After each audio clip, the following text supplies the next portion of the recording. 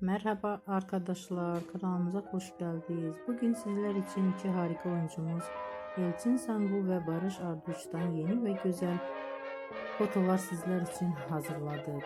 Elçin Sangu öyle bir geçer zaman ki Kurt Seyit ve Şura ve Kiralık Aşk dizisinde rol almış ve herkes tarafından çok beğenilmişti. Biz de sizler için onların güzel ve romantik karelerini hazırladık. Bu videoların devamlı gelmesini istiyorsanız kanalımıza abone olup yorum yazmayı unutmayın. Böylelikle bizden bu kadar.